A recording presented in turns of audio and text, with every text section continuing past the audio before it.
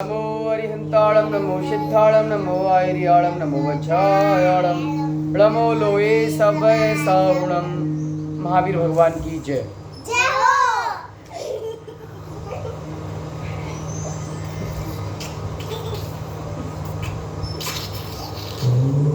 विगतपुर के राजा कुंडल मंडित की कथा सुनते हैं।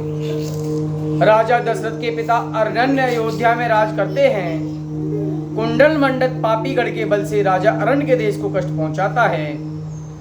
जैसे कुशील पुरुष मर्यादा को नष्ट करते हैं, ऐसे ही पापी लोग सज्जन लोगों को कष्ट पहुंचाते हैं। कल हमने इस तरह की एक कथा सुनी थी, कथा पढ़ी थी। अब हम आगे चलते हैं। सब प्राणी अपने निंदा कर गुरु के पास आलोचना करके पापों से छूटते हैं। तुम अपना कल्याण करना चाहते हैं तो शुद्ध धर्म की प्राप्ति करें। हिंसा जो महापाप है उसका त्याग करें। जो मांस होता है उसका आप त्याग करें। कहा गया है जो व्यक्ति मांस का सेवन करता है, अगर वह पूजा पाठ भी करता है तो वह भी निश्चित नरक जाता है। मांस वृक्ष एवं भूमि से उत्पन्न नहीं होता है, न ही कमल के समान जल से उत्पन्न होता है। जिनके दूध से शरीर की वृद्धि होती है, ऐसे गाय भैंस बकरी उनके मरे हुए शरीर का भक्षण करते हैं या मारकर भक्षण करते हैं या उनके बच्चों का भक्षण करते हैं। वे लोग पापी हैं, महानीच हैं, नरक निगोद में जाने के अधिकारी हैं। जो लोग दुराचारी हैं, मांस का भक्षण करते हैं, माता पिता पुत्र मित्र भाई सबको भक्षण करते हैं, वो इस पृथ्वी के नीचे भवनवासी वेंतर देवों के निवास हैं, मध्यलोक में भी हैं। जो दुष्ट कर्म के करने वाले जीव कसाय सहित तापसी वन पंचाग्नि तप करते हैं, वह मिथ्यात्व सहित नीच देवों में उत्पन्न होते हैं। अधोलोक में प्रथमी रत्न प्रभा पृथ्वी के 3 भाग, उसमें खर भाग पंख भाग भवनवासी और वेंतर देवों के निवास हैं। अबाहुल भाग में पहला नरक, उसके नीचे 6 नरक हैं। ये 7 नरक 6 राजू में हैं। 7वें नरक के नीचे 1 राजू में निगोद जीव है, वहां पर त्रस जीव नहीं है। और पूरा तीनों लोग निगोदिया जीवों से संपूर्ण रूप से भरा हुआ है। अब नरक का व्याख्यान सुने। नारकी जीव महाक्रूर होते हैं, कड़वे शब्द बोलने वाले होते हैं, उनका बहुत कठोर स्पर्श होता है, बड़ी दुर्गंध आती है। वहां पर उजाला नहीं होता है, अंधकार होता है। वहां पर इतने दुख होते हैं जिसकी हम उपमा नहीं कर सकते हैं। ऐसा भयंकर नरक, वहां पर ऐसी नदियां होती हैं, अगर हमारा शरीर का एक अंग भी गिर जाए तो वह अंग मोम की तरह अग्नि में पिघल जाता है, ऐसा हमारा अंग भी पिघल जाता है। वहां पर वृक्षों के पत्तों में इतनी तेज धार होती है, जैसे ही हम वृक्ष के पत्तों को हाथ लगाते हैं हमारा हाथ अलग हो जाता है, हमारी अंगुलियां अलग हो जाती हैं। तलवार की धार समान पत्ते होते हैं, तीखे होते हैं। वहां दैप्यमान अग्नि से तपे हुए तीक्ष्ण लोहे की कीलें हैं। जो लोग सेब का भक्षण करते हैं, शहद का और मांस का भक्षण करते हैं, उन जीवों को मारने वाले उन नरकों में निरंतर दुख भोगना पड़ता है। और उन नरकों में आधा अंगुल मात्र भी सुख नहीं है। एक पलक मात्र भी नारकी जीवों को सुख में विश्राम नहीं। कोई चाहता है कहीं भागकर छिप जाए, परंतु जहां जाते हैं वहां नारकी ही नारकी मारते हैं और असुर कुमार पापी देव बता देते हैं।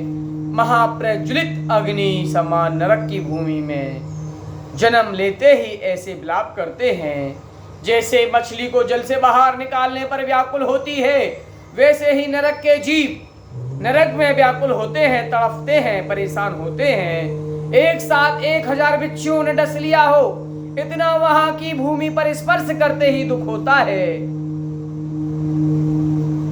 वैतरणी नदी महादुर्गंध वाली है, खारा जल भरा हुआ है, और जैसे ही नारकी जीव उसमें जाता है वह दाह को प्राप्त होता है। जैसे ही वह शांति के लिए वृक्ष के नीचे जाता है तो तलवार की भांति वो पत्ते उनके ऊपर गिरते हैं और शरीर का छेदन भेदन हो जाता है। नाक कट जाती है, कान कट जाते हैं, हाथ पैर कट जाते हैं, सिर धड़ अलग हो जाते हैं, सारे अंग छिंद छिंद हो जाते हैं और पुनः पारे के समान जो। और उन नरकों में जैसे ही व्यक्ति छांव में जाने की कोशिश करता है, वह पेड़ के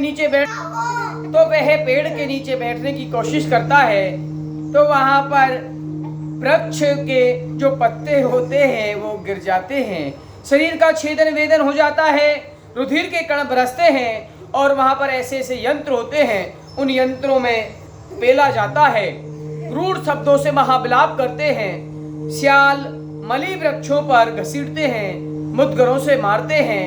प्यास लगती है तो पानी मांगा जाता है, लेकिन वहां पर एक बूंद भी पानी नहीं मिलता है। कहा जाता है कि नरकों में इतनी प्यास लगती है कि पूरे तीनों लोकों के समुद्रों का जल भी पी ले तो भी उसकी प्यास नहीं बुझती है, लेकिन वहां पर एक बूंद भी पानी नहीं मिलता है। तब उन्हें गरम गरम तांबा पिघलाया जाता है, गरम गरम धातुएं पिघलाई जाती हैं और वह उन्हें पिलाया जाता है। उससे शरीर गर्माहट को प्राप्त होता है। तब वह दुखी होकर कहता है, हमें ऐसा पानी नहीं पीना है, हमें प्यास नहीं है। जबरन बलात्कार कर नारकियों को पृथ्वी पर पछाड़कर ऊपर पैर रखकर सन्यासियों से मुंह फाड़ फाड़ कर गरम गरम तांबा पिलाया जाता है। उसके कंठ और हृदय भी दग्ध हो जाता है। नारकी जीव परस्पर अनेक प्रकार के दुख एवं असुर कुमार देवों के द्वारा कराया हुआ अनेक प्रकार के महादुखों का वर्णन कौन कर सकता है। इसलिए नरक के दुखों को सुनकर उनके दुखों से बचने के लिए मध्य मास मधु का भक्षण नहीं करना चाहिए। ऐसे मुनि के वचन सुन नरक से डरा कुंडल मंडित पुनः बोला, हे नाथ, पापी जीव तो नरक के ही पात्र हैं और जो विवेकी सम्यक दृष्टि जीव श्रावक के व्रत पालते हैं उनकी क्या गति होती है। तब मुनिश्री ने कहा, जो सम्यक दृष्टि दृढ़ता पूर्वक श्रावक के व्रतों को पालते हैं वो निश्चित ही स्वर्ग और मोक्ष का वर्ण करते हैं, और जो जीव मध्य मास मधु का त्याग करते हैं वह नरकों से बचते हैं। जो लोग अभक्ष का त्याग करते हैं सुगति को पाते हैं। जो लोग उपवास करते हैं, दान करते हैं, त्याग करते हैं, मध्य मास का त्याग करते हैं, शील व्रत से मंडित हैं, भगवान की पूजा आराधना करते हैं, श्रावक के व्रत पूजते हैं, उनका क्या कहना। वो लोग सौधर्म इंद्रों में उत्पन्न होते हैं। अहिंसा व्रत धर्म का मूल है। अहिंसा व्रत से मलेच्छ व चांडाल भी दया होकर मधुमास का त्याग कर निर्बल भावों से पापों को छोड़ पुण्य को ग्रहण कर देव मनुष्य पर्याय को प्राप्त करते हैं। जो सम्यक दृष्टि जीव हैं वे अणुव्रत को धारण कर देवों में महाइंद्र होते हैं, परम भोगों को भोगते हैं, उन्हें मनुष्य होते हैं। मनुष्य में अपने आत्मा का कल्याण कर मुनि बनकर मोक्ष को। ऐसे गुरु के मुख से कल्याणकारी धर्मोपदेश सुनकर कुंडल मंडित अणुव्रत धारने में सशक्त नहीं है, फिर भी गुरु को नमस्कार कर मध्य मास मधु का त्याग कर सम्यक दर्शन को प्राप्त किया। भगवान की प्रतिमा को एवं गुरु को नमस्कार कर अन्य देश में गया। मन में विचार करता रहा, मेरा मामा पराक्रमी मुझे दुखी जान अवश्य मेरी सहायता करेगा, मैं पुनः राजा बनकर शत्रुओं को जीतूंगा।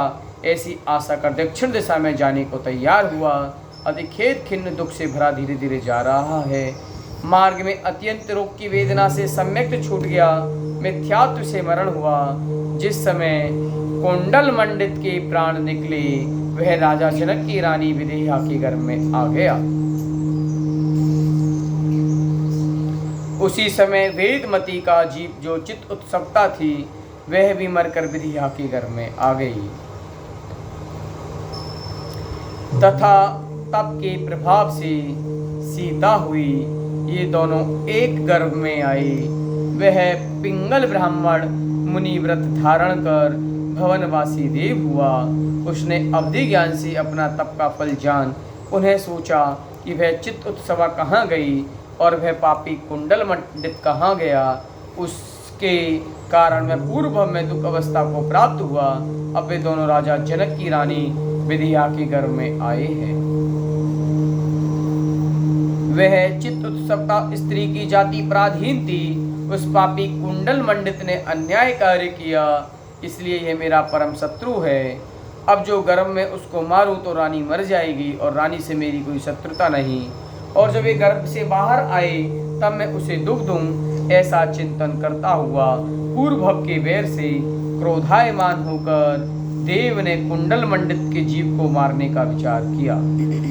ऐसा जानकर सब जीवों को क्षमा करना, किसी को दुख नहीं देना। जो किसी को दुख देता है वह अपने आप को दुख के सागर में डुबोता है। समय पर रानी विदेहा के एक पुत्र और एक पुत्री का युगल जन्म होता है। तब वह देव पुत्र को हर कर ले जाता है। तो पहले तो क्रोध से विचार किया कि मैं इसको शिला पर पटक कर मार दूं। उन्हें सोचा, धिक्कार है मुझे, अनंत संसार का कारण जो पाप मैंने विचार किया, बाल हत्या समान और कोई पाप नहीं। पूर्व भव में मैं भी मुनि बना था, सो जीव मात्र की विराधना नहीं करता था। सभी आरंभ का तप किया था। गुरु के प्रसाद से निर्मल धर्म को प्राप्त कर ऐसी भविष्य को प्राप्त हुआ। अब मैं ऐसा पाप नहीं करूँगा। थोड़ा पाप भी महा दुख का कारण है। पाप से यह जीव संसार रूपी वन में बहुत काल तक दुख रूपी अग्नि में जलते हैं। जो दयावान निर्दोष है, भावना शुभ है, वह धन है। देव ऐसा विचार कर दया सहित बालक को आभूषण पहनाए, कानों में दीप्तिमान कुंडल पहनाए और पर्णलब्धि नाम की विद्या के बल से आकाश से पृथ्वी पर सुख के स्थान पर डाल दिया। स्वयं अपने स्थान पर चला गया। रात्रि के समय चंद्रगति विद्याधर ने इस बालक को आभूषणों की ज्योति से प्रकाशमान आकाश से गिरता हुआ देखा तो यह नक्षत्रपात हुआ। विद्युतपात ये विचार कर पास में आप देखा तो बालक है। बड़े बालक को खुशी से उठाया। रानी पुष्पवती जो शीश पर शयन कर रही थी उसके पास रख दिया। राजा कहने लगा, हे रानी उठो, तुम्हारे बालक हुआ है। बालक महासुंदर, रूपवान, गुणवान, सुहावान। तब रानी ने सुंदर बालक को देखकर प्रसन्न हुई। बालक की ज्योति से नींद चली गई। विस्मय को प्राप्त हुआ और पूछती है, नाथ यह बालक कोई पुण्यवती स्त्री ने जन्म दिया है। तब राजा ने कहा, हे प्यारी, तेरे समान और पुण्यवती कौन है? धन्य भाग तुम्हारा जो ऐसा पुत्र हुआ। तब रानी ने कहा, हे देव, मैं तो बांझ हूँ, मेरे पुत्र कहाँ? एक तो मुझे पूर्व अपरिचित कर्मों ने ठगी, आप क्यों हंसी करते हो? तब राजा ने कहा, हे देवी, आप शंका मत करो, स्त्रियों के गुप्त गर्भ भी होता है। तब रानी ने कहा, ऐसा ही सही, परंतु बालक के कानों में ज्योति रूप कुंडल का हंसी आई, ऐसे कुंडल पृथ्वी पर नहीं। तब राजा ने कहा, रानी विचार करने से क्या है, बालक आकाश से गिरा है, मैंने पकड़ा और तुम्हें दिया। यह बड़े कुल का पुत्र है, इसके लक्षणों से जाना जाता है कोई बड़ा पुरुष है। अन्य स्त्री तो गर्भ के बाहर से खेत छिन्न होती है, परंतु यह बालक को सुख से पाया है। अगर अपने गर्भ से उत्पन्न हुआ बालक भी माता पिता का भक्त विनयमान नहीं हो, शुभ काम नहीं करे, तो क्या कोई स्वयं का पुत्र भी शत्रु हो जाता है? इसलिए पेट के पुत्र का क्या विचार करना, तुम्हारा यह पुत्र सुपुत्र होगा, इसमें संदेह नहीं। अब तुम इस पुत्र को लेकर प्रसूति घर में प्रवेश करो और लोगों से ही कहना, रानी के गुप्त गर्भ से पुत्र हुआ है। तब रानी पति की आज्ञा प्रमाण प्रसन्न होकर प्रसूति घर में गई। प्रातः काल ने पुत्र के जन्म का उत्सव किया। रुथलपुर में पुत्र के जन्म को ऐसा उत्सव हुआ।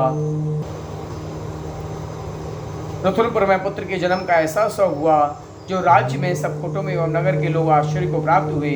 रत्नों की कुंडल की किरणों से मंडित यह पुत्र, तब माता पिता ने राजकुमार का नाम प्रभा मंडल रखा एवं पालन पोषण करने के लिए भाई को सौंपा। अन्न है तयपुर की रानियां आदि सकल स्त्रियों के हाथ रूप कमलों का भ्रमर हुआ। यह बालक सबको प्यारा था, सबके मन को चुराने वाला था। बालक सुख से रहता था। अब आगे कल पढ़ेंगे। या वाणी के ज्ञान से सूझे लोकालोक, सोवाणी मस्तक नमो सदा रे तो हे जिनवाणी भारती तो जपु दिन रे ज्योति रो सुन के सोभा वे सुचैन नमो हरिम तड़म नमो।